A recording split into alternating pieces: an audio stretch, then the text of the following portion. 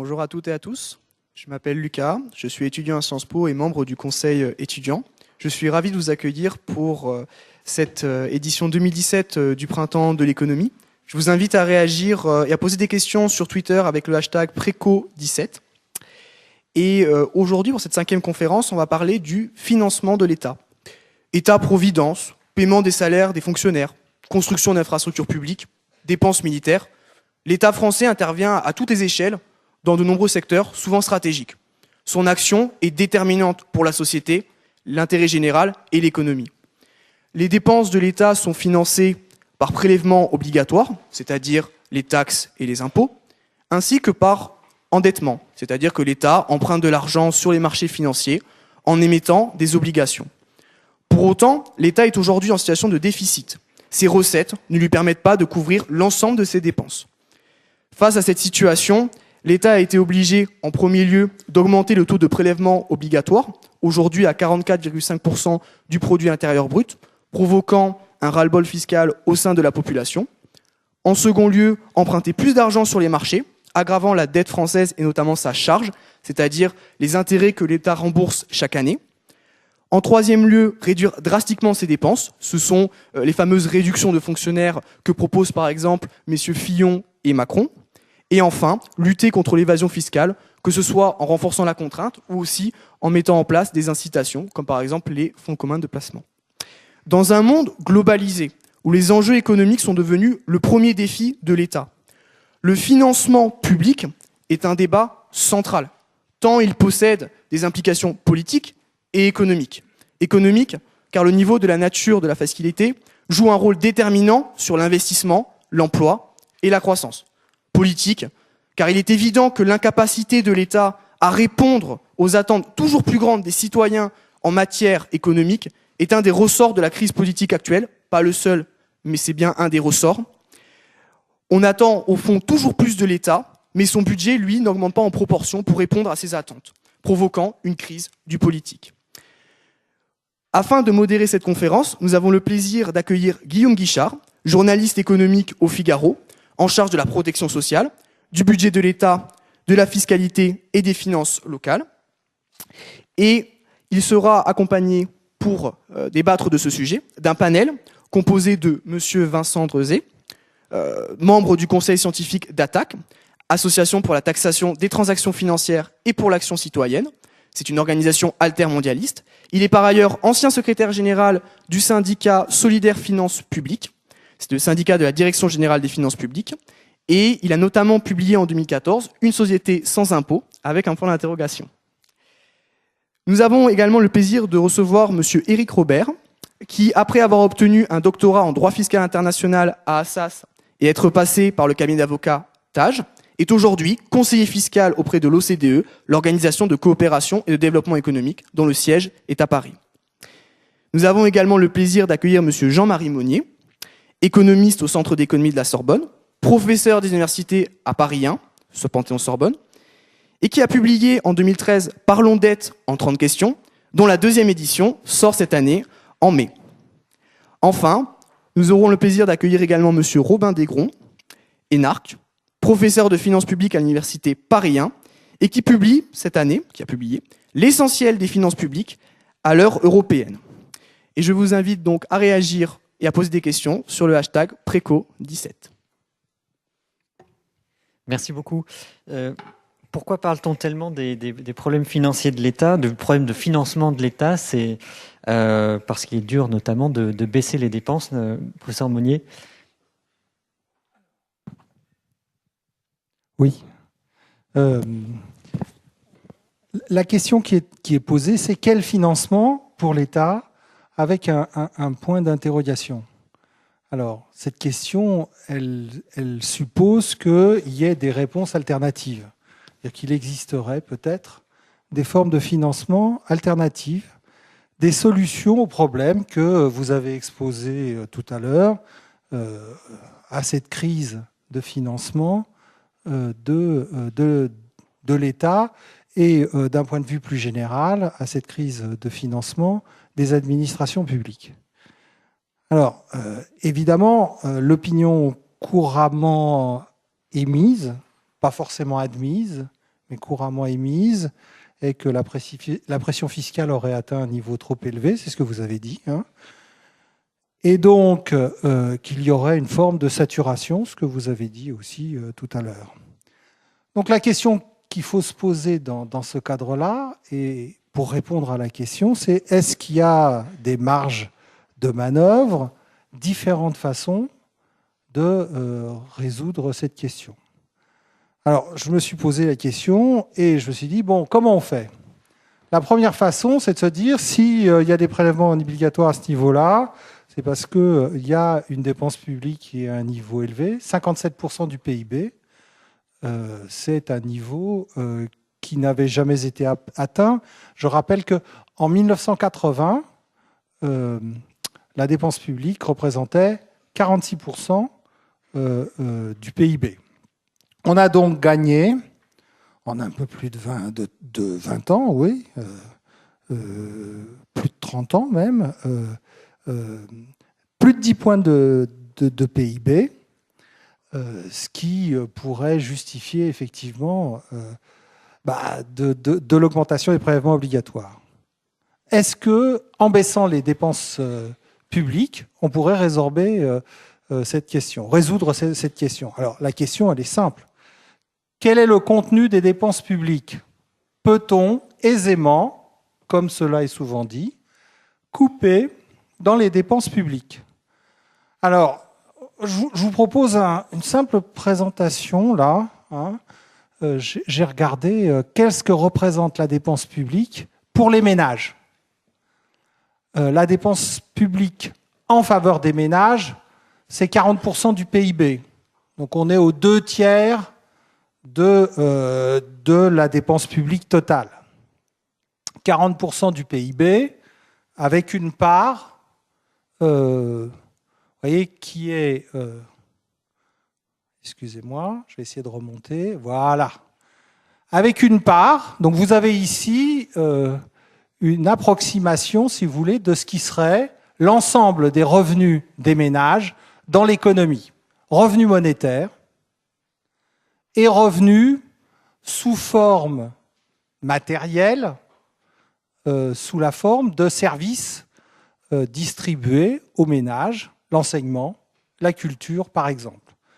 Donc c'est ce qu'on appelle les prestations sociales en espèces, que vous avez en rouge, et les transferts sociaux en nature, ça représente grosso modo les dépenses d'éducation, les dépenses de culture, c'est-à-dire des dépenses qui sont considérées par la comptabilité nationale comme individualisables, et on peut dire que ce sont les ménages qui en bénéficient.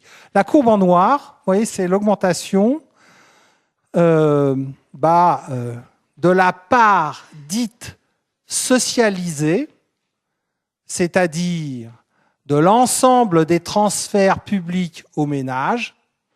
On retire les impôts et les prélèvements obligatoires, on ajoute tous les transferts sous forme monétaire ou sous forme en nature, matérielle, et on a ce qu'on appelle un revenu disponible. Alors il peut être revenu disponible brut, là on n'a que les transferts en espèces, et quand on a une forme élargie du revenu des ménages, on l'appelle le revenu disponible ajusté, parce qu'on tient compte de ce que les ménages de toute façon devraient payer, c'est-à-dire des remboursements de soins de santé, des dépenses d'enseignement. Comme vous pouvez le voir, les transferts, alors d'une part, l'ensemble de ces transferts représente 50% du revenu des ménages. La moitié du revenu dont bénéficient effectivement les ménages en France est composée de transferts publics.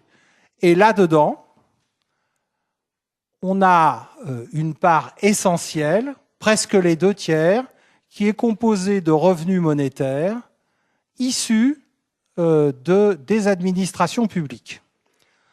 Par conséquent, supposons qu'on veuille couper les dépenses publiques, les ramener de 57% à 50%, soit une diminution de 15% environ des dépenses publiques.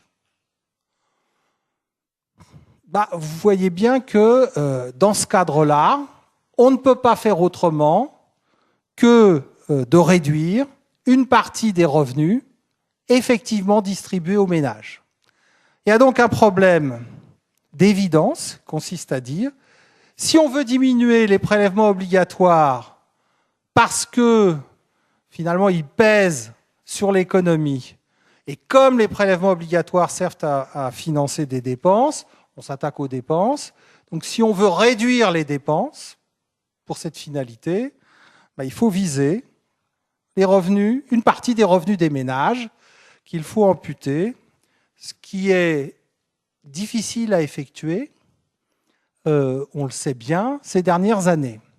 Alors si on compare, d'ailleurs, vous voyez, je vous ai mis quelques petites comparaisons. La France est toujours en noir, l'Allemagne est en rouge, et puis le Danemark est en marron, tout en haut. Vous voyez, la situation de la France n'est pas exceptionnelle, au sens où le taux de socialisation du revenu disponible des ménages danois est bien plus élevé que le taux de socialisation des ménages français. Mais la France a le niveau le plus élevé parmi l'Allemagne, l'Italie, le Royaume-Uni, c'est-à-dire, et puis la moyenne européenne, c'est-à-dire les pays qui nous sont les plus proches. Voilà la question, l'une des questions qui nous est posée. La deuxième façon de faire, c'est de trouver des financements alternatifs, des financements totalement alternatifs. Alors on en a trouvé dans le cadre de l'investissement. Ça s'appelle les partenariats publics-privés, qui sont effectivement utilisés pour financer les investissements. Il y a une autre façon. Un exemple peut-être d'un partenariat public-privé ? Je peux vous donner un exemple qui est la construction d'une université sur le bord de la Seine. Je crois que c'est Paris 7 ou Paris 5 qui a fait construire son nouvel immeuble sur le bord de la Seine avec une bibliothèque. Ou alors l'hôpital sud-francilien d'Évry, dont vous avez peut-être entendu parler à cause des malfaçons. Quand je dis à cause des malfaçons, vous voyez tout de suite qu'il y a quelques problèmes qui se posent. Mais je ne vais pas en parler. Non, je voudrais parler de ça. Une autre façon, c'est on a recours au marché financier pour financer des dépenses à caractère social. On utilise pour cela ce qu'on appelle des obligations à impact social. La première expérience de ce type-là a été menée au Royaume-Uni en 2010. Depuis, ça s'est réalisé aux États-Unis, en Suède, en Australie.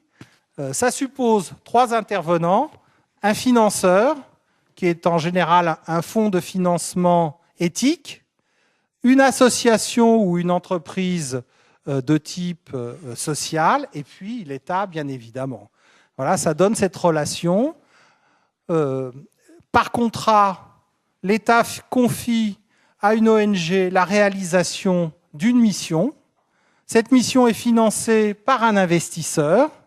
Vous voyez sur la diapo, je l'ai pris dans un article publié en 2016, j'ai mis la date, sur le site de Conversation. Et donc, il faut évaluer, d'abord il faut dire quelle est la mission qui va être ainsi financée, quels objectifs on veut atteindre et comment on l'évalue. Si au bout du compte, au bout de la durée prévue, on a atteint les objectifs, dans ce cas-là, l'État rembourse les investissements à l'investisseur. Si on n'a pas atteint les objectifs, l'investisseur perd sa mise. Si on a atteint plus que les objectifs, dans ce cas-là, vous avez une bonification qui est versée, pour simplifier les choses. Le problème, vous voyez, c'est qu'il faut que les administrations publiques soient tout à fait capables de passer des contrats de ce type-là, ce qui en France, ce n'est pas évident. Ça donne des montages qui ressemblent parfois à des usines à gaz. Et puis, bien évidemment, il faut que ce soit des missions dans lesquelles qui puissent dégager une rentabilité. Et toutes les missions de l'État, bien évidemment, ou des administrations publiques, ne permettent pas de dégager de la rentabilité. Ça veut dire que c'est vrai qu'il existe des solutions alternatives, mais que c'est des solutions alternatives qui font appel à d'autres rationalités et qui sont réservées à d'autres missions que les missions traditionnellement accomplies par l'État. En dehors de ça, je dirais, en dehors des deux possibilités que je viens d'évoquer, nous reste la bonne vieille solution qui associe l'impôt et l'emprunt, voilà, comme du temps de Philippe Auguste et de Saint-Louis, quand il s'agissait de financer les croisades. Rien de nouveau sous le soleil, enfin presque. Non. Bon, quand même, ces impôts et ces taxes aujourd'hui sont pas les mêmes que durant le Moyen Âge, j'imagine. Peut-être avec vous, Monsieur Robert, on peut en parler. Quelles sont aujourd'hui les taxes et les impôts que l'État français prélève? Oui. Très rapidement, on a, en règle générale, dans la plupart des pays, on a un impôt sur le revenu des personnes physiques. C'est payé par les ménages? Voilà, payé par les ménages et par impôt sur le revenu. Donc on a le revenu des personnes physiques, mais on inclut également l'impôt sur le revenu sur les bénéfices des entreprises, dans la même catégorie. Donc c'est des impôts qui portent sur le revenu, la création de valeur. On a également, dans le même ordre, il faut prendre en compte les cotisations de sécurité sociale, évidemment. Qui financent l'assurance maladie. Voilà, qui sont un prélèvement également sur les revenus du travail.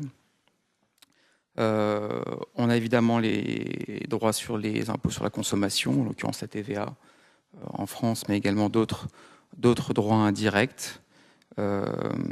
Et voilà pour les rendre. Et puis alors il y aura une autre catégorie qui sera l'impôt sur le capital, que ce soit l'impôt sur le capital proprement dit ou l'impôt sur les revenus du capital.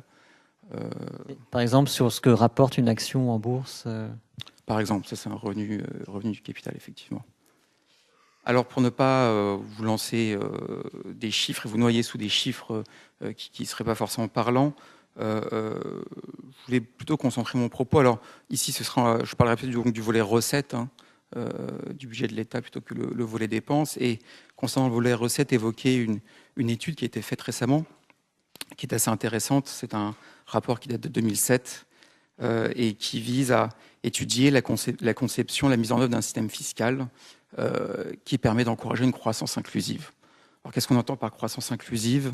C'est-à-dire une croissance qui ne favorise pas, qui n'accroît pas les inégalités au sein de la société. Et évidemment, cette étude est partie du constat qu'effectivement les inégalités ont augmenté de façon significative depuis 30-20 ans, en tout cas dans les pays de l'OCDE, mais d'ailleurs ça s'applique également aux pays émergents. Alors, très rapidement, qu'est-ce qu'on entend par... quand on parle de fiscalité, de ressources, de recettes fiscales et de croissance inclusive, on pense en fait à des outils fiscaux, à des lois fiscales qui ont un effet redistributif, c'est-à-dire qui ont pour effet finalement de redistribuer les revenus à l'intérieur d'une société et notamment pour éviter donc que les patrimoines plus importants continuent de devenir plus importants ou que les revenus importants continuent de devenir plus importants. Un peu comme Robin des Bois. Voilà, effectivement, un peu comme Robin des Bois. Alors là, très rapidement, les outils classiques qu'on a, c'est évidemment élargir l'assiette, la base imposable, sur lequel s'applique le taux de l'impôt.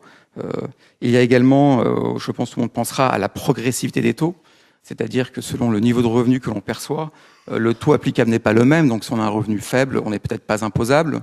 Si on a un revenu moyen, on sera peut-être imposable à un taux effectif de 15-20%.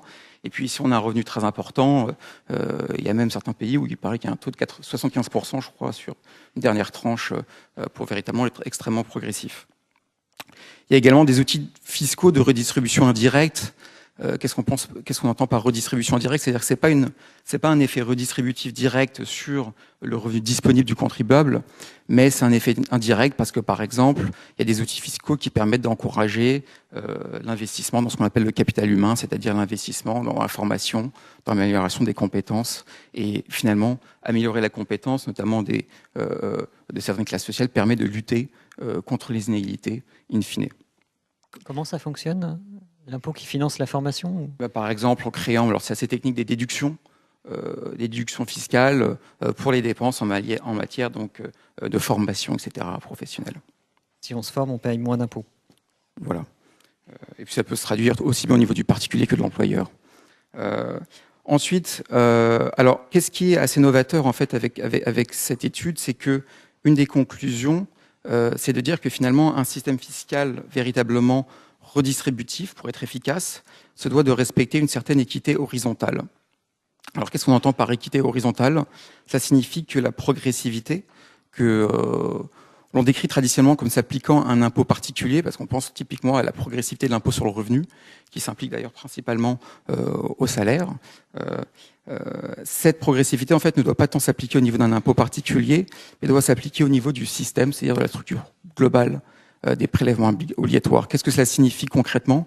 Ça signifie que si vous appliquez un taux progressif, par exemple, sur les revenus du travail, il faudrait, dans la mesure du possible, appliquer le même taux progressif également aux revenus du capital ou au capital proprement dit. Or, il y a une tendance récente qui date qui a environ 10-20 ans, qui consiste justement à créer ce qu'on appelle des systèmes duals, c'est-à-dire des systèmes où le mécanisme d'imposition des revenus, notamment du travail, peut être assez progressif dans ses effets, mais en revanche, on a un régime différent pour les revenus, par exemple, du capital, où là, on va avoir un taux unique, non progressif, ou parfois d'ailleurs un taux très faible, ou pas d'imposition du tout, par exemple pour certains gains en capitaux dans certains pays. Donc le constat, c'est qu'un système fiscal véritablement inclusif qui permet de réduire, en tout cas de ne pas aggraver les inégalités, c'est un système fiscal où la progressivité ne doit pas s'appliquer au niveau d'un impôt unique, au niveau de la structure des prélèvements obligatoires, ce qui implique dans la majorité des cas, finalement, une forme d'imposition des revenus ou du capital, ou du capital lui-même. Alors pourquoi cette transition, pourquoi cette différence d'approche? Je pense que c'est lié à un changement de contexte international, à savoir que jusqu'à présent, dans le cadre de la mondialisation, les différentes libertés de circulation, qu'elles existent au sein de l'Union européenne ou plus largement au niveau de l'OMC,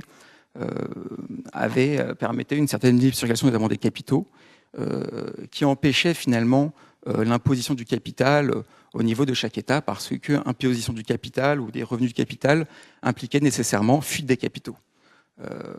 Aujourd'hui, on est dans un système où finalement, avec les progrès notamment, les travaux de l'OCDE sur la transparence avec le G20, c'est-à-dire sur les échanges d'informations qui permettent de s'assurer que les informations sur le patrimoine d'un contribuable dans le monde entier sont disponibles et sont accessibles pour les administrations fiscales, permettent d'envisager finalement d'avoir une imposition beaucoup plus homogène du capital et du travail, puisqu'on va être en mesure, si le capital est délocalisé et transféré dans d'autres juridictions fiscales, d'avoir des informations sur la teneur, sur le montant de ce capital, et donc de lui appliquer la fiscalité éventuellement prévue par la loi interne.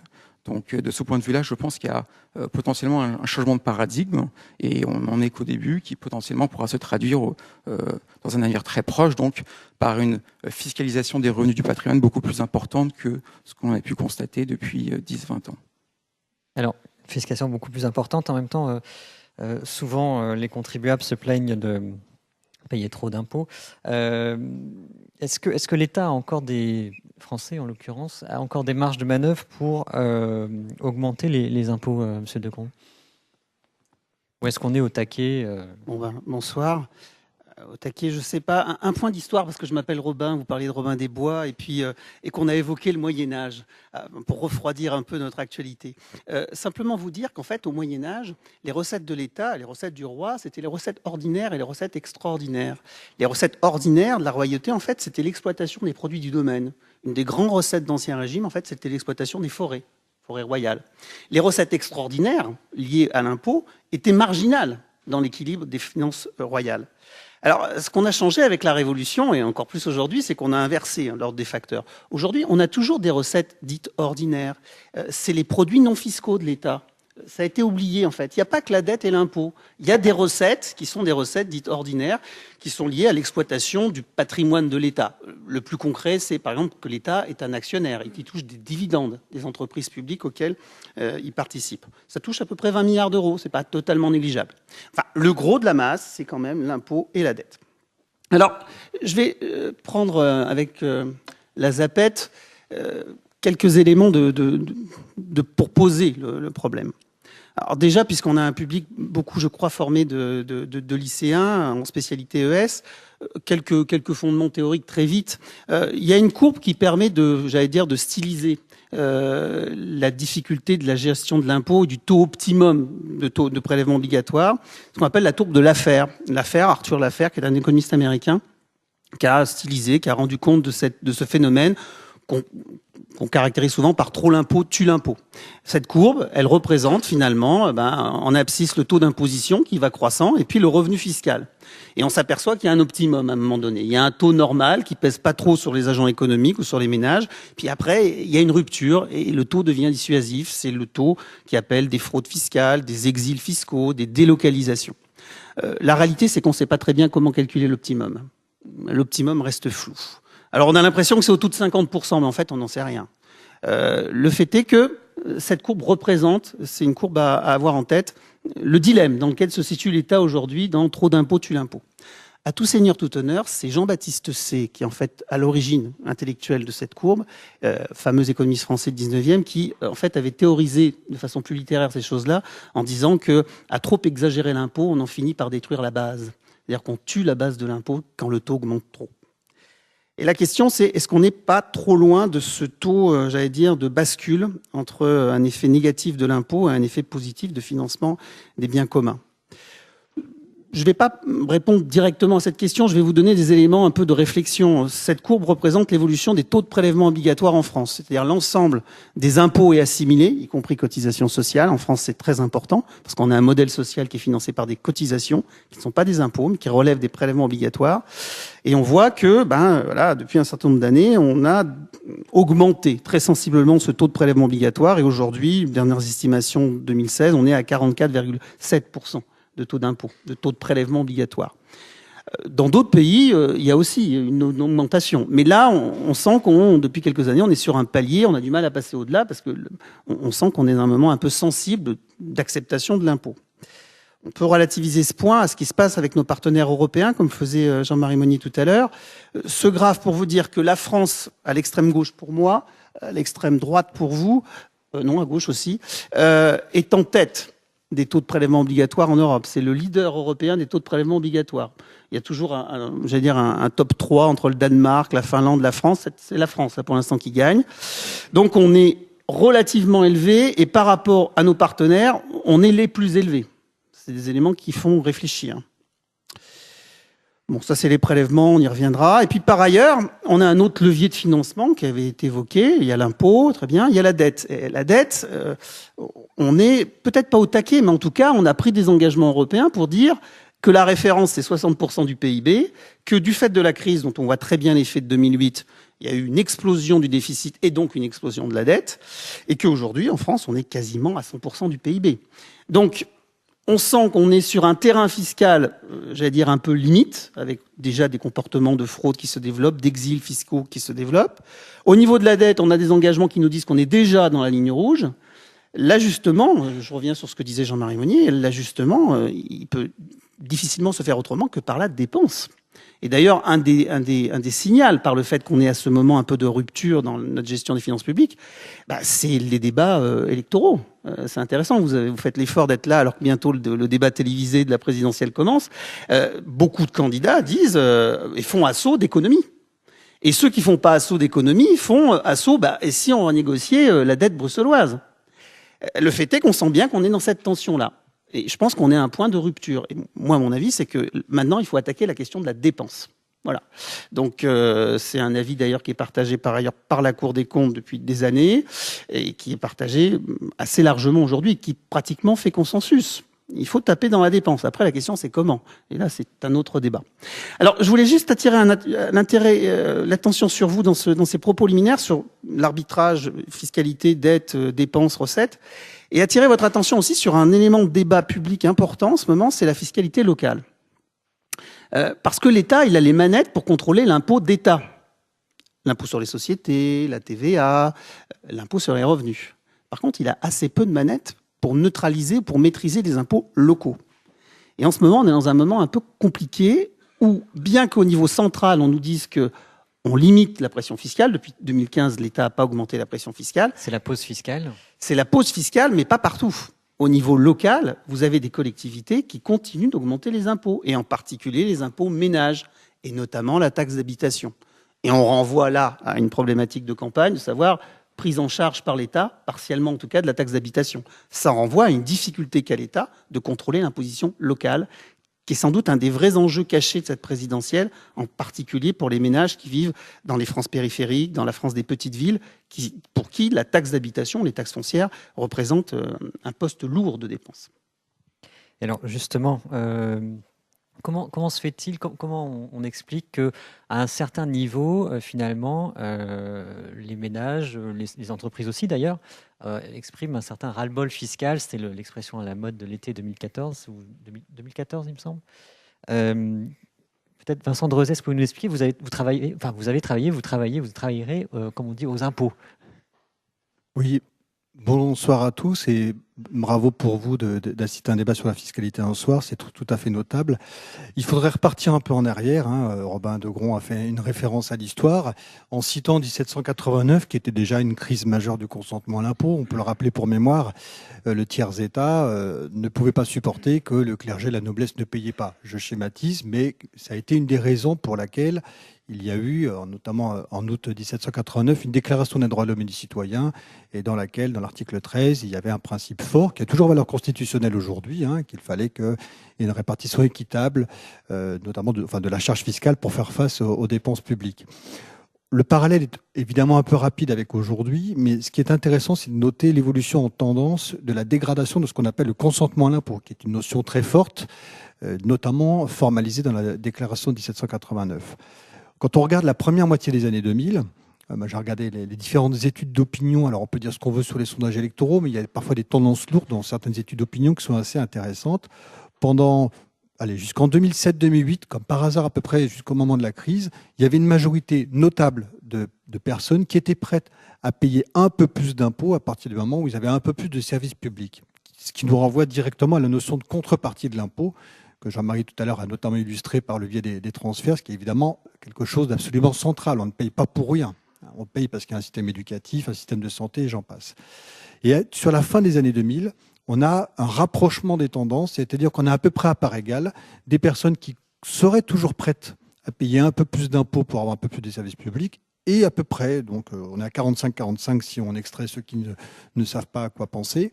L'autre partie étant de dire, non, je préfère payer moins d'impôts, quitte à avoir moins de services publics.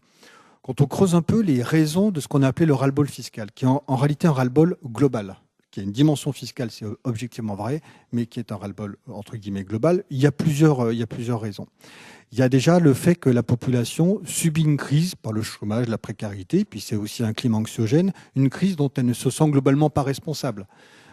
Sans faire de digression ici sur les origines de la crise, sur la libéralisation financière, la crise des subprimes, la façon dont le système financier s'est contaminé, on a subi une crise, un arrêt de l'activité, avec une injection massive de liquidités, je pense notamment au niveau européen, et ça a été montré dans la courbe, une explosion de la dette publique. Donc on ne se sent pas responsable de la crise, mais il faut la payer. Ce sentiment, il est très présent dans l'opinion. D'une certaine manière, elle est déjà payée parce qu'il y a la modération salariale, il y a le chômage et la précarité, mais en plus, il faut la payer par l'impôt notamment, et c'est là qu'il y a une dimension fiscale qui est importante. On la paye par des hausses d'impôts. Je pense qu'elles ont été bien vues de la part notamment des particuliers. On la paye tout en constatant la dégradation du service public, notamment dans la France rurale, le nombre de services publics qui ont fermé, que ce soit les écoles, la poste et même dans mon ministère, les trésoreries de proximité, comme on le dit, c'est une réalité qui a pesé. Comment faire comprendre à nos citoyens qu'il faut payer plus d'impôts pour moins de services publics, et notamment pour financer une dette qu'on a objectivement, qui est importante, mais qu'on a peut-être un peu dramatisée dans le débat public, parce que la dette, elle n'est pas forcément bonne ou pas forcément mauvaise, c'est un sujet complexe. Et donc, tout ça s'est noué dans le même temps. Et puis, il y a deux autres facteurs fiscaux également qui ont joué. C'est le sentiment d'une fiscalité complexe, injuste et instable. Et objectivement, en tant qu'observateur, c'est une réalité. Instable, parce qu'on voit bien que de temps en temps, alors ça monte, ça baisse, on a les impôts locaux, c'est quelque chose qui bouge tous les ans, de fait. Injuste dans le sens où l'information publique sur certains déséquilibres fiscaux s'est plutôt améliorée. Pensez par exemple à la question des niches fiscales, vous en avez tous entendu parler, des crédits d'impôt, etc., ou de certaines dispositions qui n'ont pas forcément été très efficaces, comme le crédit impôt compétitivité d'emploi. Donc on a l'impression dans l'opinion. Globalement, de payer plein pot, je fais court, alors que certains agents économiques se débrouillent, on va le dire comme ça, soit parce qu'ils utilisent des possibilités qu'ils ont, soit, et c'est le dernier point, parce qu'ils échappent illégalement à l'impôt. Ce sont notamment les affaires de fraude fiscale qui ont jalonné ces dernières années. Ici au ministère, un ancien ministre du budget, mais quand vous regardez l'affaire HSBC, le Panama Papers, on va bientôt fêter le premier anniversaire, et j'en passe. Tout ça s'est noué en quelques années et a alimenté la dimension fiscale de ce ras-le-bol qui est assez globale.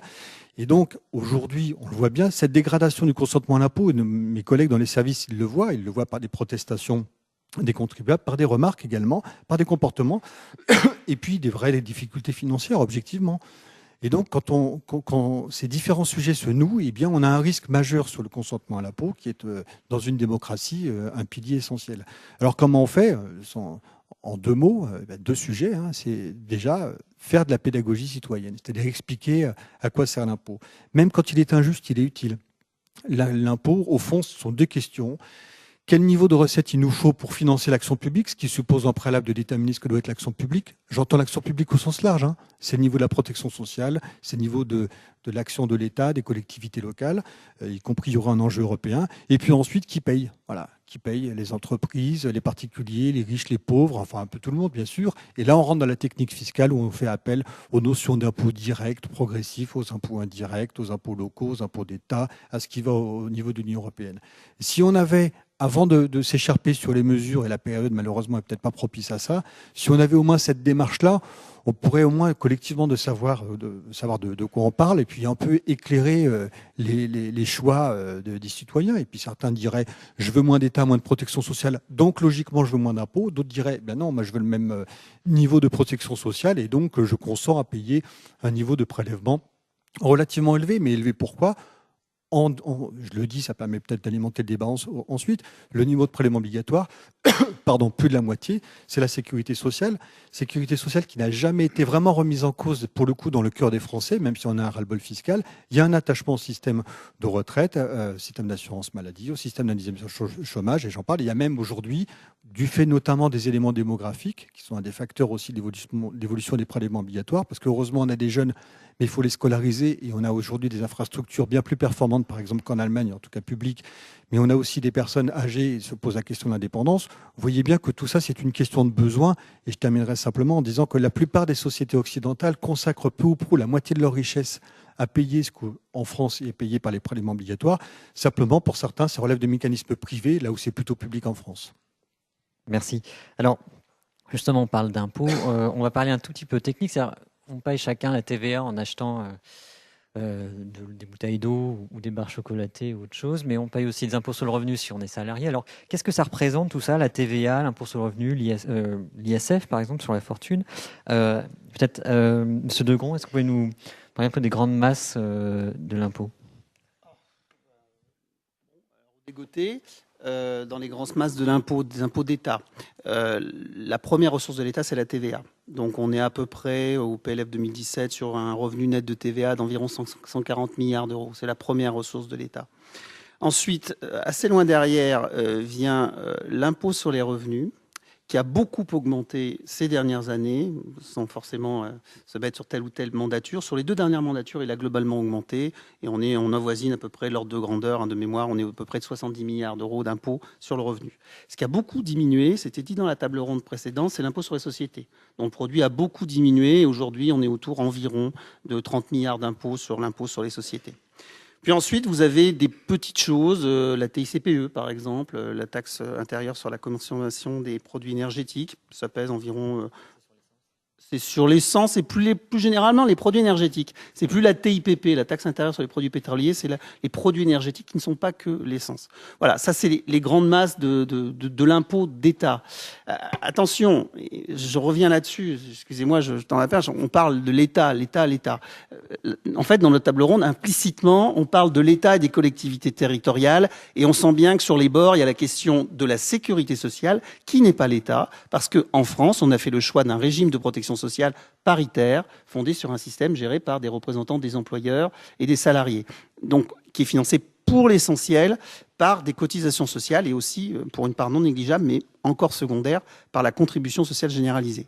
Mais quand on parle de l'État au sens des pouvoirs organisés des administrations publiques, l'État central, ses services déconcentrés, les collectivités, il ne faut pas mettre de côté, et on l'oublie trop souvent parce que justement le nombre des collectivités, la fragmentation du tissu local empêche d'avoir cette vision globalement, le poids des impôts locaux.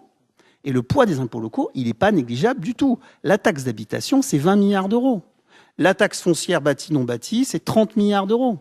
Globalement, ce qu'on appelle la contribution économique territoriale, qui est l'impôt entreprise locale, qui a deux composantes, la contribution sur la valeur ajoutée et la contribution fiscale des entreprises, pour faire court, c'est à peu près 20 milliards d'euros. Donc il ne faut pas oublier de rattacher aux masses de l'État les masses locales, qui au total pèsent lourd. Qui financent les communes, les départements, les régions.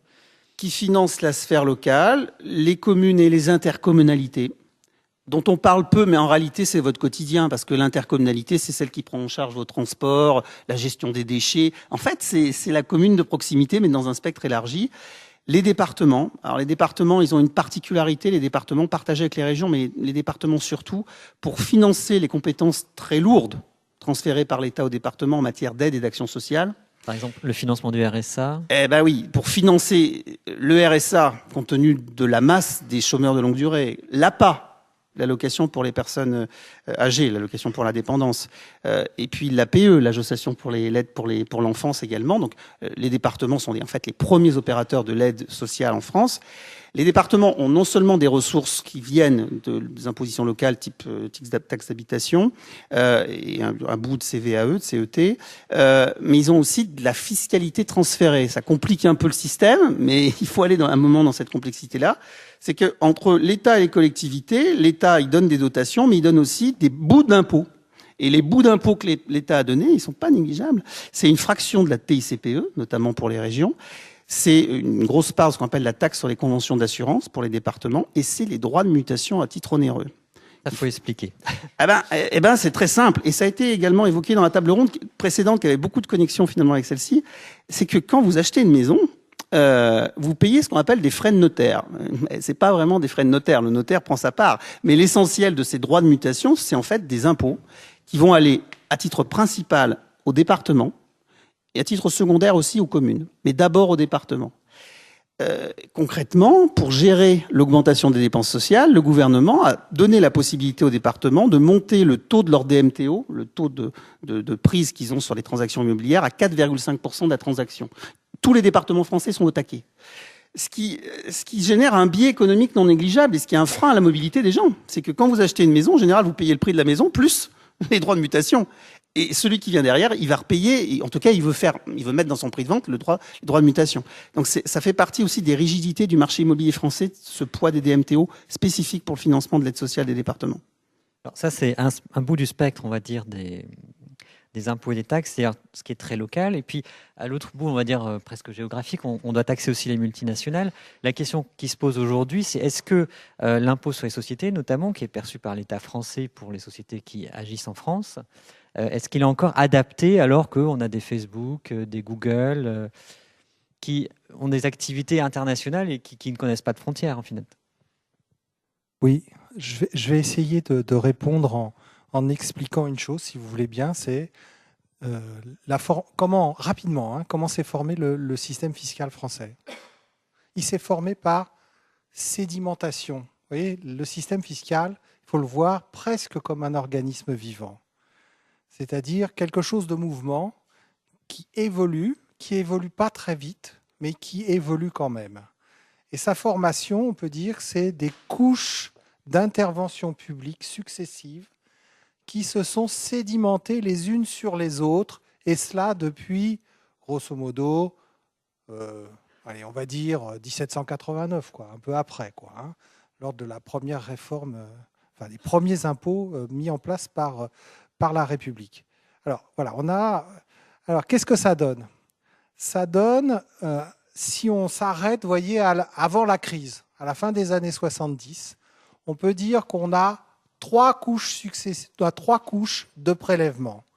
On a une première couche de prélèvement qui est la fiscalité, essentiellement la fiscalité à base foncière, c'est-à-dire qui repose sur la terre, l'immeuble, enfin vous voyez quelque chose de bien concret, et qui date, grosso modo, de la fin du XVIIIe siècle et du XIXe siècle. C'est une fiscalité qui est très stable, pas très dynamique, mais ça convient aux collectivités locales, vous êtes d'accord avec moi, hein, parce que les collectivités locales, elles ont besoin de ressources stables. Et donc, on a une fiscalité, voyez, qui est de ce type-là, essentiellement à base foncière, taxe d'habitation, taxe foncière sur les propriétés bâties, taxe foncière sur les propriétés non bâties, taxe d'enlèvement des ordures ménagères. Tout ça, la contribution foncière qui est dans la CVAE, tout ça, c'est de la fiscalité à base foncière, pas très moderne, mais en tout cas qui alimente les collectivités locales. Ensuite, on a les prélèvements qui ont été mis en place aux différentes étapes de la construction du capitalisme, capitalisme industriel, Fordisme. Et ça, c'est réparti entre les organismes de prestations sociales, c'est-à-dire la sécurité sociale, et d'autre part l'État. Donc, pour le salaire indirect, on a des cotisations sociales. Donc, le salaire indirect, c'est la sécurité sociale. Donc, on a des cotisations les retraites, les retraites, les la arrêts santé, la famille. Hein. Par exemple, en 50, la famille, ça représente 50% de la sécurité sociale. Donc tout ça, c'est alimenté par des cotisations sociales. Et ça se met en place, vous voyez, au milieu du XXe siècle. C'est une fiscalité, comme on peut dire, hein, fordienne, pardonnez-moi, c'est une expression, un gros mot, mais ça correspond à une phase du capitalisme industriel. Et puis l'État, il a les prélèvements entre guillemets modernes, l'impôt sur le revenu, l'impôt sur les sociétés, la TVA, tout ça, ça forme, si vous voulez, une autre couche. Donc, vous voyez, si on veut avoir cette perspective un peu géologique, hein, pardonnez-moi, là, on a fait plus de 2 siècles pour dépeindre. Et il y a des moments, il y a des ruptures, parce que ça s'accumule lentement, puis il y a des moments, tac, il y a des ruptures. Et je pense qu'actuellement, on vit une rupture de ce type-là. C'est-à-dire qu'on est à un stade d'évolution des structures économiques dans lesquelles, finalement, l'impôt perd de sa capacité à capter les bases potentiellement taxables. Et ça correspond à la mutation, si vous voulez, de l'économie numérique. Pour aller vite, je pourrais un peu... Mais ça veut dire que, par exemple, la territorialité de l'impôt, on vient d'avoir un rapport sur l'impôt sur les sociétés, dedans, il y a un petit rapport sur la territorialité de l'impôt. La territorialité de l'impôt sur les sociétés n'est plus adaptée à une économie dans laquelle, finalement, vous pouvez intervenir et travailler gratuitement sur Internet et votre travail il est exploité par une autre grande firme qu'on appelle les oligopoles du numérique, hein, que vous connaissez, les GAFA, Google, Amazon, Facebook et le quatrième, je ne sais plus comment il s'appelle, pardonnez-moi, Apple. Voilà, vous retrouverez. Voilà, on a un problème de territorialité. Et puis, on a, si vous voulez, de la création de richesse. Comme on dit, les chaînes de création de la valeur, les chaînes de création de la richesse ont complètement explosé. Elles avaient déjà beaucoup explosé avec la financiarisation de l'économie. Avec, bon, on a des paradis fiscaux, tout ça, ça attire de la... Donc on avait une explosion des chaînes de création de la valeur. Mais là, avec la révolution numérique, alors là, ça devient... une explosion absolument incroyable. Et l'impôt a du mal à capter tout ça.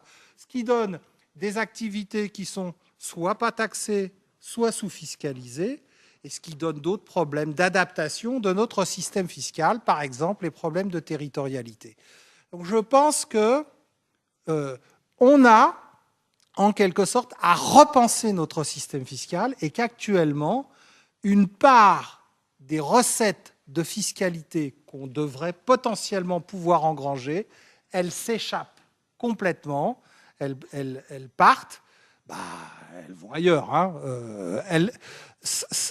La richesse crée de la richesse par ailleurs. Hein. Je ne dis pas que ça disparaît voilà. Rien ne se perd, rien ne se crée, tout se transforme. Mais on est dans une phase de transformation, vous avez raison.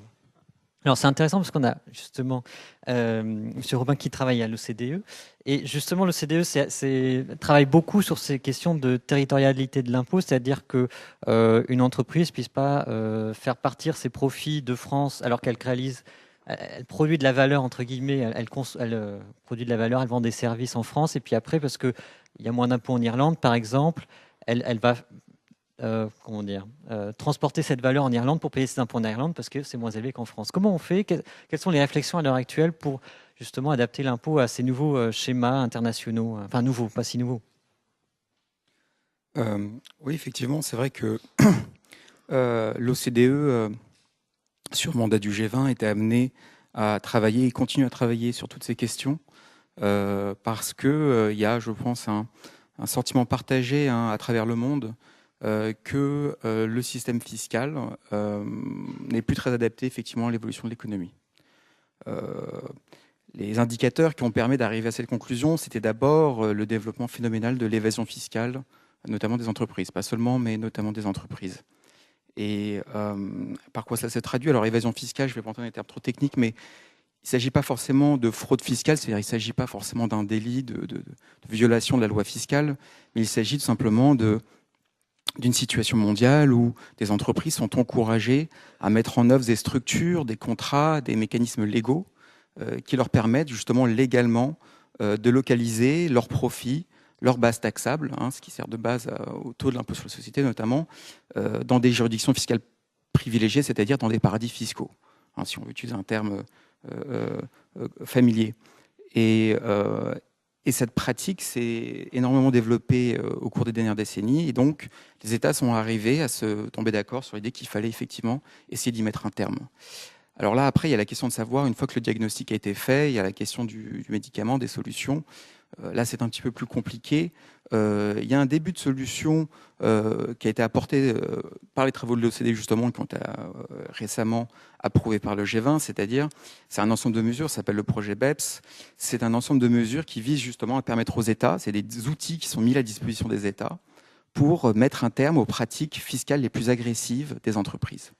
Donc, c'est déjà un premier médicament, c'est en quelque sorte veiller à ce que les pratiques les plus choquantes, les plus agressives et qui sont susceptibles à terme un peu de remettre en question le pacte social, le contrat social entre les citoyens, parce que si des personnes ont le sentiment que les grandes multinationales peuvent échapper à l'impôt et que seulement les petits entrepreneurs ou les petites entreprises supportent effectivement le taux de l'impôt, effectivement ça bouleverse un petit peu la stabilité du pacte social. Donc, il y a ces mesures qui ont été proposées et qui sont en train d'être mises en œuvre. Donc ça, c'est un premier point. Et ensuite, il y a un autre aspect qui a donc été évoqué par Jean-Marie Monnier, à savoir que il y a un enjeu plus global qui est justement de l'évolution de l'économie et plus particulièrement de la numérisation de l'économie, qui au-delà de l'évasion fiscale, c'est-à-dire au-delà des pratiques un petit peu, peut-être la mauvaise foi des entreprises qui cherchent un petit peu à contourner, à faire œuvre d'excès d'habileté dans l'utilisation, dans la mise en œuvre de la loi fiscale, il y a tout simplement des modèles d'affaires aujourd'hui qui, naturellement, sans aucune mauvaise intention de la part du contribuable, aboutissent à des résultats qui sembleraient, d'un point de vue de politique fiscale, pas très logique. C'est-à-dire qu'on va avoir une concentration, par exemple, si on prend un grand groupe, une grande plateforme numérique qui vend dans le monde entier, on peut arriver très rapidement à des situations où l'intégralité des revenus de cette plateforme numérique pourront être attribués à un seul État dans le monde, où il n'y a pas forcément énormément d'actifs, où il n'y a pas forcément énormément de personnes en termes de personnel, d'employés. Et pourtant, c'est cet État qui se verra attribuer 90% des revenus de cette plateforme numérique. Pour donner un exemple, je crois, arrêtez-moi si je me trompe, les publicités qu'on visionne avant de regarder une vidéo sur YouTube, par exemple, sur une plateforme de vidéo en ligne, les revenus tirés de ces pubs, elles sont touchés pas par la France. Par exemple, si c'est un Français qui regarde la vidéo et qui regarde les publicités. Alors effectivement, en règle générale, la numérisation, c'est-à-dire l'évolution des technologies numériques, permettent aux sociétés aujourd'hui de facturer de nombreux services à distance. C'est-à-dire que traditionnellement, lorsque vous fournissiez un service ou un bien, vous aviez une présence locale à travers laquelle finalement la facturation se faisait. Aujourd'hui, pour prendre l'exemple notamment du marché européen, vous allez voir que beaucoup de plateformes numériques effectuent la facturation, c'est-à-dire la facturation des services et des biens livrés aux consommateurs, notamment français, depuis l'Irlande. Donc ça crée effectivement un changement. Alors, c'est pas des finalités d'évasion fiscale nécessairement, ou c'est pas de la fraude clairement, mais ça pose des questions effectivement sur la définition et la mise en œuvre de ce qu'avait évoqué tout à l'heure, la territorialité de l'impôt. Dans quelle mesure est-ce que elle doit évoluer pour prendre en compte ces nouvelles possibilités, ces nouvelles potentialités offertes par la numérisation, par une nouvelle technologie aux entreprises. Ça, c'est pour les entreprises. Pour les particuliers, il y a aussi il y en a peut-être de moins en moins de la fraude fiscale.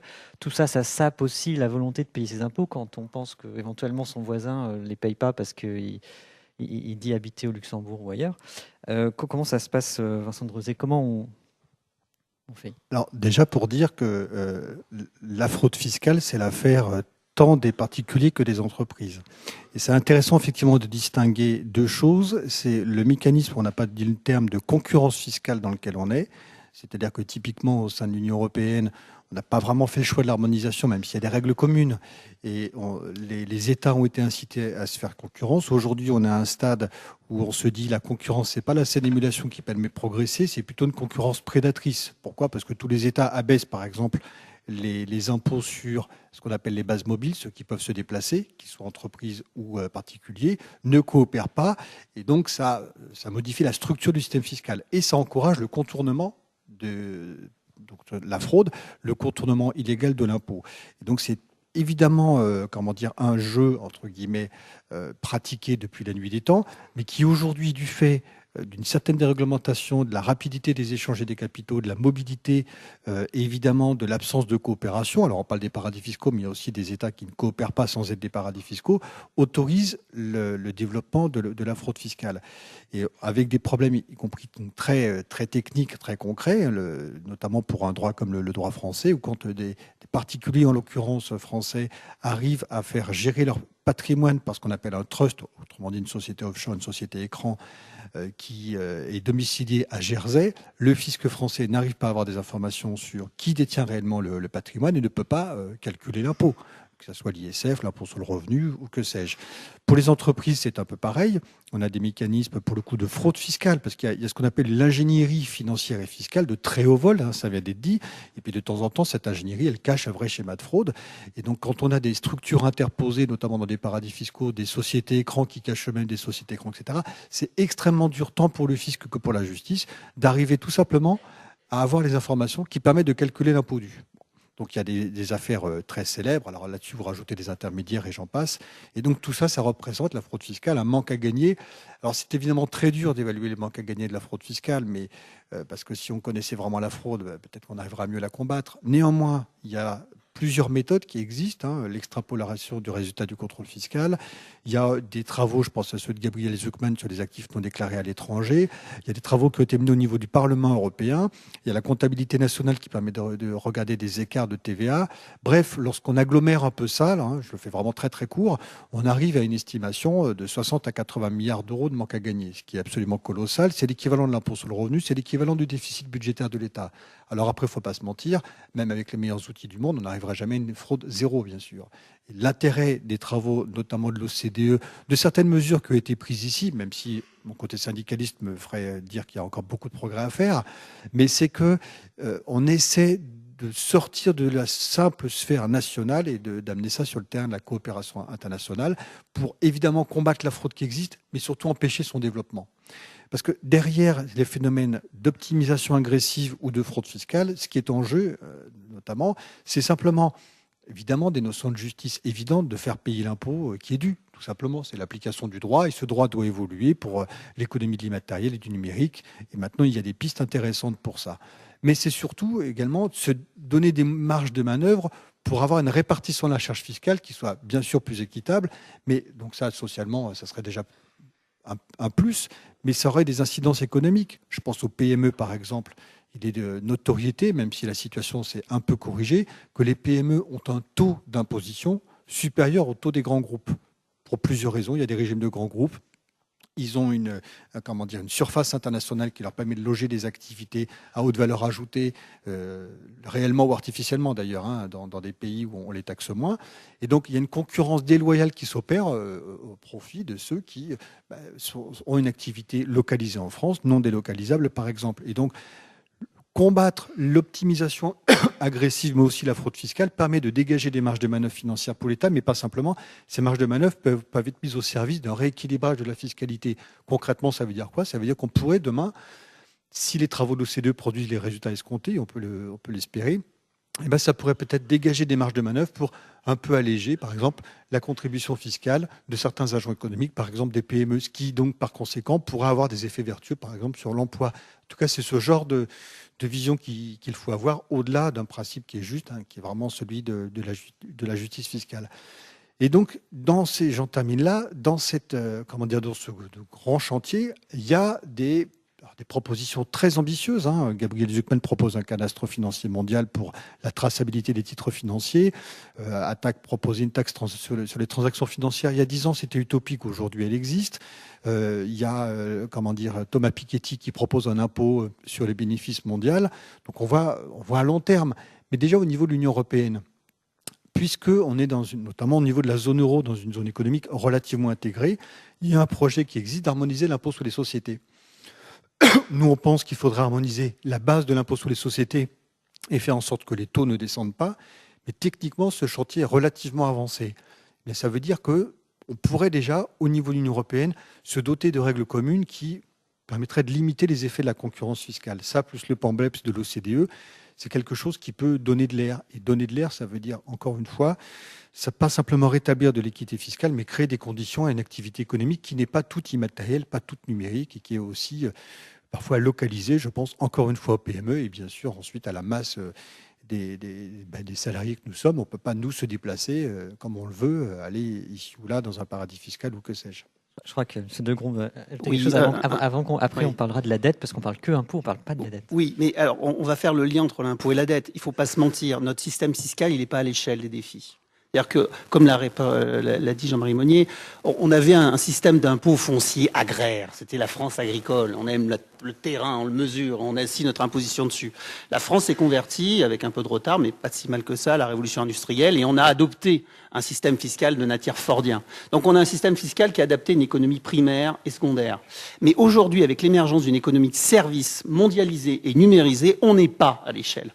Donc en fait, la vraie question qui se pose, on peut la prendre pragmatiquement en disant on va commencer par aligner les bases de l'impôt sur les sociétés, première étape, sachant que tous les États resteront libres de poser leur taux propre et donc que l'Irlande sera toujours plus compétitive que la France. La vraie question sous-jacente pour mettre à l'échelle notre service fiscal et mettre à l'échelle de nos services de dépenses, on va venir avec la dette, c'est basculer dans un système fédéral européen avec une prise en charge par l'Europe d'un certain nombre de recettes fiscales à inventer, nouvelle peut-être, et en contrepartie de dépenses. Et tant qu'on n'aura pas fait cette bascule, qui est une bascule de nature éminemment politique, on vivotera sur un système qui meurt. Parce que l'économie de la France aujourd'hui n'est plus l'économie agraire de Fernand Braudel. Donc voilà, on est dans ce point de rupture qu'évoquait Jean-Marie Monnier, on est aussi dans ce point de rupture de quelle structure de gouvernance pour gérer quels moyens et avec quel dessein politique. Et là, c'est la question européenne qui s'impose. Juste un mot, et on parle de la dette. Les États-Unis d'Amérique, c'est une fédération. 20%, le budget américain représente, fédéral américain, représente environ 20%, un peu moins, 18% de la richesse nationale produite aux États-Unis. En Europe, le budget européen, ça pèse 1% du RNB. Donc on est des nains. Donc on n'est même pas à l'aube. On n'est pas encore, on n'a pas fait cette bascule de gouvernance qui permettrait de recomposer notre système fiscal, en fait. Alors on n'a pas de règles fiscales, d'imposition commune au niveau européen encore. Par contre, on a des règles pour ce qui est de la maîtrise de la dette et des déficits. Pourquoi recourir à la dette? Parce que les recettes sont insuffisantes. Donc, peut-être, je ne sais pas, M. Monnier, vous voulez parler de la dette. Pourquoi ces règles, finalement, européennes? On parle de, par exemple, il y a cette règle qui est fameuse, qui est connue, qu'on répète tout le temps, c'est 3% de déficit. Pourquoi pas dépasser ce chiffre de 3% de déficit? Vous voulez que je vous dise ce qui se raconte? Ça a été fait au pif, mais non, je ne vais pas le dire, ça. Y a-t-il une rationalité derrière les 3%, Robin de Gros? Oui, enfin, il y en a une théoriquement, c'est que pour stabiliser un niveau d'endettement à 60% de PIB, sous l'hypothèse d'une inflation à 2% et d'une croissance à 3%, le déficit stabilisant de la dette, c'est 3%. C'est un calcul de coin de table, c'est un dérivé d'ordre 1. Il y a une rationalité, mais on est très loin de la rationalité parce qu'aujourd'hui, l'inflation est très basse. La croissance, on n'est pas à 3 et on a explosé les ratios de dette. Voilà. Donc, il faudrait que ce soit encore moins de 3%. C'est l'enjeu du traité budgétaire européen, l'article 3 du traité. C'est pour ça qu'on est à 0,5 en fait. Oui, parce qu'en fait, le dernier traité budgétaire européen a rajouté à la contrainte de déficit facial des 3% un déficit structurel qui impose, on le sait trop peu, aux États membres de l'Union européenne, en tout cas de la zone euro, de ramener leur niveau de déficit, par exemple à peu près 100% de la France, en 20 ans à 60%. On est loin du compte. Voilà, mais bon, donc il y a une rationalité lointaine à ce 3%. Soyons clairs, hein, les deux indicateurs budgétaires, hein, c'est-à-dire 3% de PIB de déficit, 60% de PIB de la dette, hein, c'est la limite théorique au-delà de laquelle ne devrait pas se situer la dette d'un pays membre de l'Union européenne. Bon, il me semble, hein, aucun pays européen actuellement ne se situe dans les clous de ce point de vue-là, hein, à peu près. C'est-à-dire qu'il me semble que pratiquement tous les pays européens, soit du côté du déficit, soit du côté de l'endettement, ont un problème et pratiquement tous les pays européens, en tout cas, ont risqué à un moment donné, depuis 20 ans, d'encourir les foudres de Bruxelles, comme on dit, hein, c'est-à-dire d'une procédure pour déficit excessif. Voilà. Donc, la crise est passée par là aussi. C'est parce qu'on a dû financer pendant la crise des dépenses. Voilà, il faut bien voir ce qui a été dit tout à l'heure. Hein, entre 2008, en gros en 5 ans, tous les pays de l'OCDE ont gagné 20 points de dette en pourcentage de PIB. Tous. Voilà, c'est énorme. C'est un choc énorme, à la fois sur, évidemment, l'activité économique, mais également sur les finances publiques. Et donc, tous les pays se trouvent dans cette situation qu'il faut régler, en quelque sorte, la facture. Et donc, ça pose derrière le problème des politiques économiques qui sont mises en œuvre pour régler ce problème-là. Parce que quand on s'endette, alors je vais faire un parallèle que les économistes n'aiment pas du tout, puis qui est un peu faux, mais bon, un peu vrai quand même, quand on s'endette, il faut à un moment rembourser les intérêts. Et donc l'État français, plus il s'endette, plus il doit rembourser ses intérêts. Donc jusqu'où on peut s'endetter jusqu'à ce qu'on ne puisse plus rembourser finalement. Ou est-ce que la question ne se pose pas comme ça? Alors, on va éviter d'être cruel. Il y a 2 économistes américains connus qui ont prétendu démontrer qu'il y avait une limite. Il y en a un qui s'appelle Rogoff. Ouais. Qui ont prétendu qu'on pouvait démontrer qu'au-delà de 90% du PIB, il y avait un effet qui faisait que plus on s'endettait, plus l'activité décroissait. Bon, en fait, ils ont, si je vais le dire gentiment, ils ont un petit peu arrangé leurs données. Et donc, les travaux qui ont essayé de vérifier cette hypothèse ont montré qu'on ne peut pas la vérifier parce que quand on prend les données, on aboutit à d'autres résultats. Donc aujourd'hui, il n'y a pas eu de démonstration, du fait qu'il y aurait une limite à l'endettement. Parce que ça dépend de beaucoup de facteurs. On peut prendre l'exemple du Japon. Le Japon a un taux d'endettement de 220% du PIB. Comment se fait-il que le Japon n'ait pas d'autres problèmes que nous, pour supporter ces 220% de PIB? On peut émettre l'hypothèse que la dette japonaise est détenue essentiellement par des Japonais. C'est l'épargne japonaise qui finance la dette japonaise. Ce n'est pas le cas de la France. Ce n'est pas le cas d'ailleurs de l'essentiel des pays européens. Le modèle de détention de la dette en Europe, c'est un modèle dans lequel on fait essentiellement appel à l'épargne extérieure pour financer la dette. Voilà. Bon, il y a beaucoup de facteurs qui jouent. Il il y a comment on finance la dette, puis il y a pourquoi surtout on s'est endetté, et pour financer quoi, peut-être, Vincent Drezé? Oui, je voulais revenir sur c'est la gouvernance européenne qui a été illustrée par Robin Degron et qui est en filigrane de ça. Parce qu'aujourd'hui, la question, je reviens aux recettes, puis pour retourner sur les dépenses, on parle, disons le mot, d'harmonisation fiscale européenne. En réalité, le problème, c'est quelle Europe on veut jusqu'à présent, et c'est une des raisons du consentement affaibli à l'impôt, et puis malheureusement de montée de certains populismes, c'est qu'on voit que on rend Bruxelles historiquement responsable de tout. Bon. Alors que les outils ont été discutés au niveau européen. Il y a peut-être un déficit à combler. Il y a le statut de la Banque centrale européenne qui fait débat et le rôle du Parlement européen.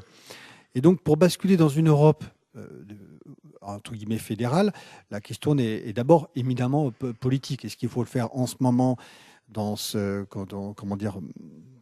contexte relativement dégradé, et sur quelle base? Ce que je veux dire par là, c'est que si on bascule, c'est avec un projet, entre guillemets, un projet qui a une dimension fiscale, et donc à ce moment-là, l'harmonisation fiscale se pose. Moi, je suis, dans une organisation qui porte l'idée d'un serpent fiscal européen, comme il y avait un serpent monétaire européen, qui n'a pas fait ses preuves forcément d'ailleurs.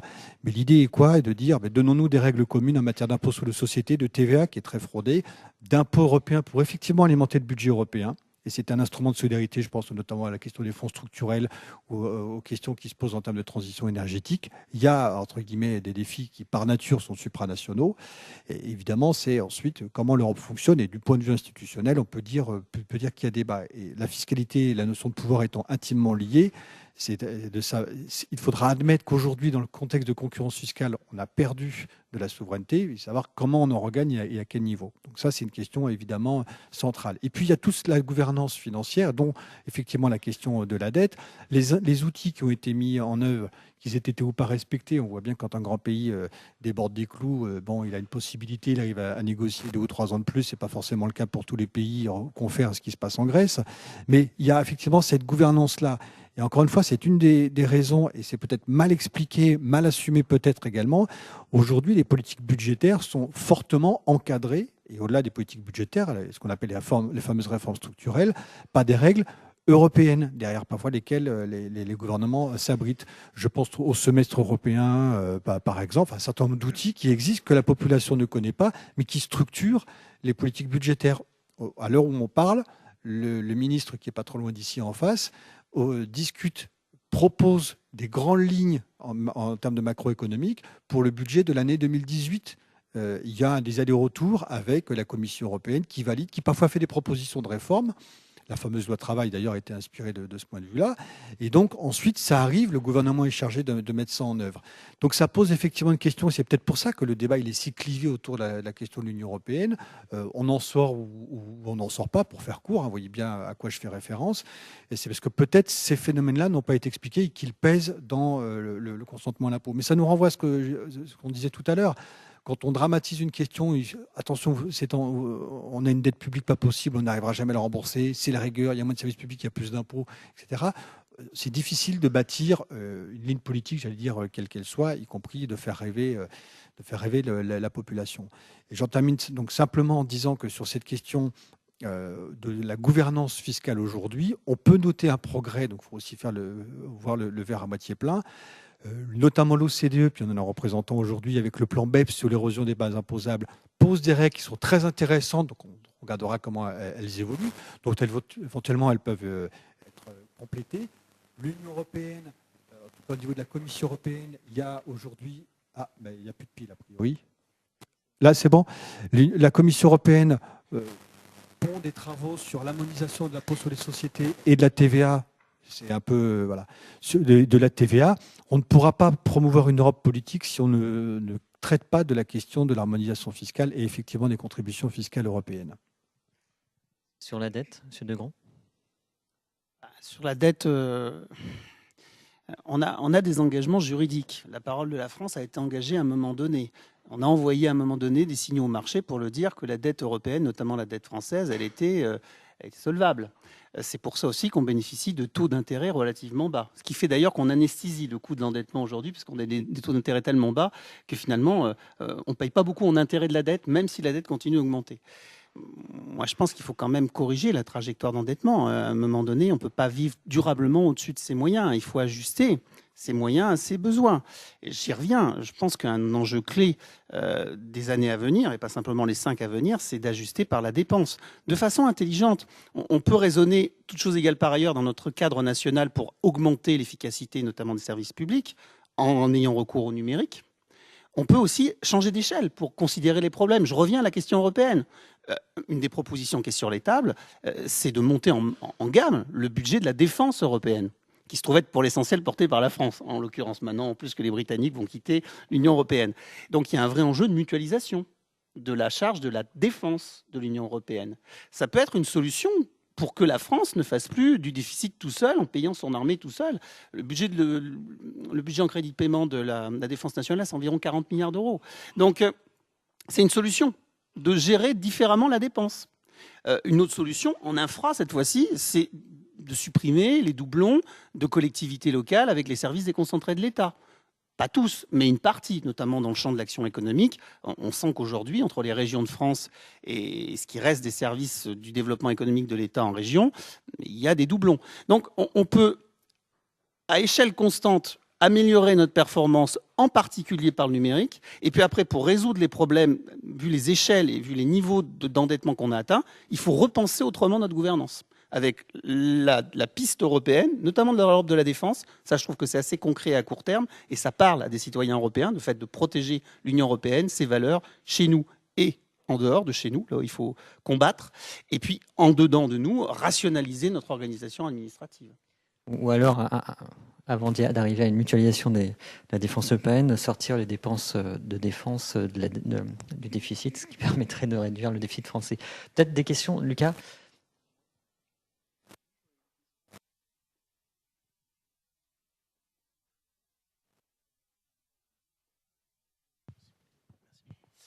Oui, je voudrais revenir sur ce que disait Monsieur Degron quand il parlait du fédéralisme européen pour l'appliquer au niveau fiscal.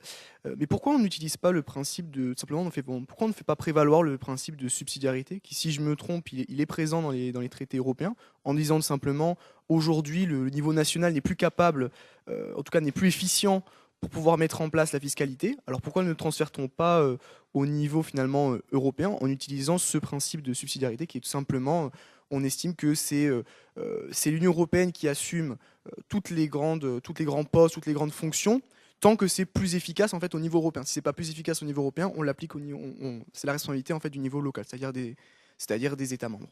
Et j'aurais une deuxième question. Monsieur Desron, vous avez aussi fait une référence aux recettes sur les dividendes que l'État, vous avez cité le chiffre de 20 milliards pris sur les actions publiques, mais est-ce que la France dispose par exemple de fonds souverains, à l'instar de ce que peut faire par exemple le Qatar ou les pays du Golfe, et qui prendraient des participations non pas seulement dans les entreprises françaises, mais aussi dans les entreprises internationales comme Tesla, Goldman Sachs, etc. Voilà. Deuxième question, non, je ne crois pas. Ceux qui détiennent pour le compte de l'État français des participations, c'est dans l'ordre l'Agence des participations de l'État, qu'on évoquait dans la précédente table ronde, la Caisse des dépôts et consignations et la Banque publique d'investissement. Et globalement, c'est quand même des investisseurs qui se concentrent sur le niveau national. Il y a quelques branches d'activité, notamment de la Caisse, qui se développent à l'international, mais essentiellement, les grands investisseurs institutionnels français se concentrent sur le niveau national. Alors, sur votre première question, qui est la plus sensible, je crois que finalement, le bon marqueur de la construction européenne, au-delà des discours, des affichages, du droit européen tel qu'il figure dans les traités fondamentaux de l'Union, c'est l'intégration financière. De même qu'un bon marqueur de l'intégration intercommunale, c'est le niveau d'intégration fiscale intercommunale. L'Europe, ses ressources, c'est quoi? Il y a des ressources fiscales européennes. Il y a une fraction de la TVA, ce qu'on appelle des droits d'assises, qui sont ou les droits sucre, qui sont des ressources de nature fiscale qui vont directement à l'Union européenne. Mais pour le reste, les États membres ont fait le choix, et c'est un choix qui remonte déjà à une vingtaine d'années, d'attraire les ressources fiscales européennes pour faire monter en gamme les ressources dites RNB, c'est-à-dire les contributions, les cotisations, pour faire court, que versent les États à l'Union européenne. Tout simplement parce que les États membres de l'Union européenne veulent garder le contrôle de l'Union européenne. Et que la meilleure façon de visualiser ce contrôle, c'est de dire que l'Union européenne est un syndicat mixte, un syndicat mixte qui vit essentiellement des cotisations de ses États membres. Et tant que les États membres n'auront pas fait le choix d'un saut conceptuel vers une logique fédéraliste, on restera dans un panier de syndicats mixtes. C'est une volonté d'abord politique de gérer à l'échelle les problèmes de l'Union, qui sont les problèmes de la France, qui sont les problèmes de l'Allemagne. Et je crois qu'il faut être pragmatique, commencer par des chantiers qui aient une valeur ajoutée visible pour les Européens, et je pense en particulier au chantier de la défense. Si je peux compléter, pardonnez-moi, mais il n'y a aucune raison de faire cela. C'est-à-dire d'aller vers une union avec l'Union européenne qui déciderait, c'est ça, on transfère le pouvoir fiscal. Donc à terme, on aboutit à des solutions fiscales uniformes pour l'ensemble des pays. Aucun des pays fédéraux n'a adopté ce modèle. Aux États-Unis, les États fédérés ont une fiscalité différente de celle de l'État fédéral. Il n'y a pas de raison du contraire. Pourquoi ?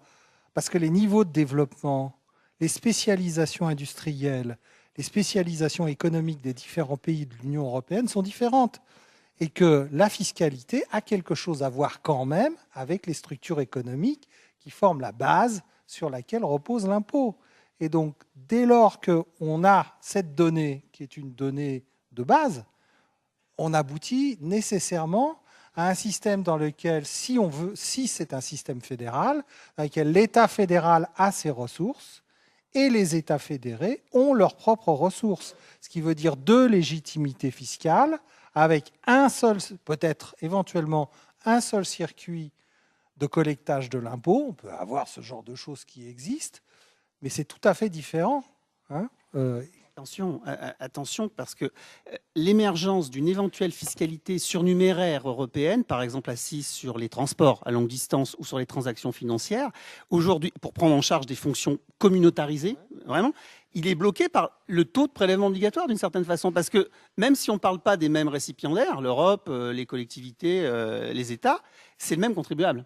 Et donc on est à ce point de difficulté de l'émergence d'une fiscalité bien proportionnée, mixte de fait, de l'Union européenne, par le fait que les niveaux de fiscalité des États membres sont déjà au taquet. Donc là, il faut inventer des nouvelles solutions fiscales. Et on en est loin. Et je pense que en fait, c'est par le mixte d'une invention fiscale et le mix d'une diminution de la dépense qu'on retrouvera des marges de manœuvre fiscales qui permettront d'admettre une nouvelle fiscalité écologique, transaction CO2 ou sur le numérique par exemple, qui permettront d'affirmer un pouvoir fiscal au niveau européen qui soit de nature fédérale, c'est-à-dire qui gère une couche de dépenses qui correspondent à des enjeux mutualisés. Mais dans l'Europe de la défense, quel sens d'avoir dans une Europe à 27 ou 28 3 ou 4 producteurs de tanks ou d'avions. Il faut essayer de mutualiser l'outil de production. C'est par des choses aussi concrètes qu'on peut passer. Le fait est qu'aujourd'hui, l'État-nation étrangle sur le plan européen la possibilité de l'émergence d'une fiscalité communautaire. C'est ce que je voulais dire.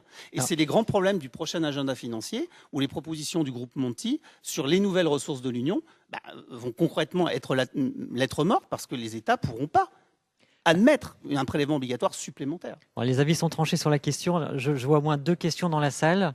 Oui, pardon. Oui, vous avez évoqué la transition vers une fiscalité qui serait adaptée à une économie tertiarisée, notamment une économie très digitalisée avec des centres de production totalement différents et avec beaucoup de sous-traitance et d'uberisation, on pourrait dire ça comme ça. Est-ce qu'une taxe sur le chiffre d'affaires plutôt que sur les bénéfices, un impôt sur le chiffre d'affaires plutôt que sur les bénéfices, peut-être avec un taux différent mais une assiette qui serait plus large et plus facile à calculer et à appréhender, serait pertinente et pourrait rentrer dans cette logique-là? On va prendre les 2 autres questions et on va répondre peut-être aux 3 d'un coup et rapidement, parce qu'il ne reste plus beaucoup de temps. Monsieur là-bas et après monsieur là-bas. Oui. Alors je suis en fait assez surpris que vous n'ayez pas remis en question le financement des dépenses publiques par le marché obligataire.